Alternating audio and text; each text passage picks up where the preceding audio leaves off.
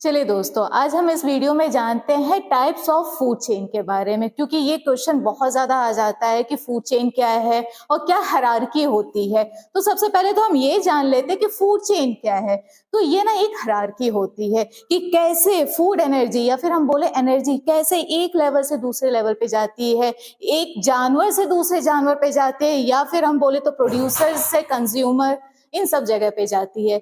जैसे एक बड़ा सिंपल एग्जांपल है, दो टाइप्स के होते हैं फूड चेन। एक तो होता है ग्रेजिंग फूड चेन और दूसरा होता है डेट्रिटस फूड चेन।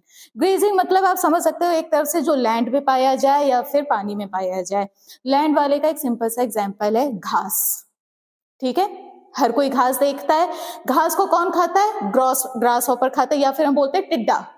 ठीक है, घास को खाया ग्रास हॉपर ने, ग्रास हॉपर को खाया फ्रॉग ने यानी कि मेढक ने, और मेढक को कौन खाता है? सांप खाता है, स्नेक खाता है।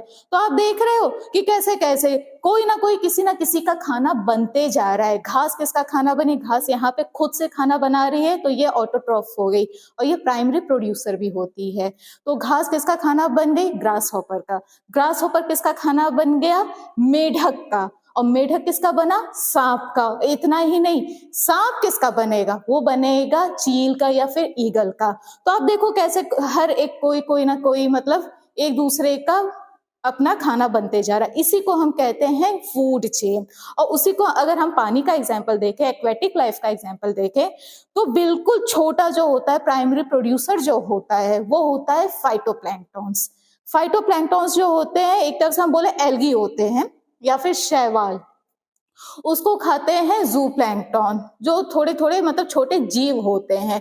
और उन छोटे जीव को कौन खाता है? छोटी मछलियां खाती हैं, स्मॉल फिशेस खाती हैं।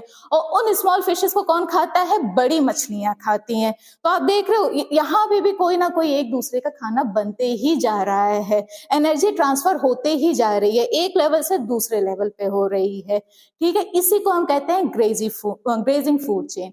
दूसरा हम आते हैं डेट्रिटस। डेट्रिटस मतलब कि वो ऑर्गेनिज्म, इसको हम डिकम्पोजर्स भी कहते हैं, आप हिंदी में देख लीजिएगा।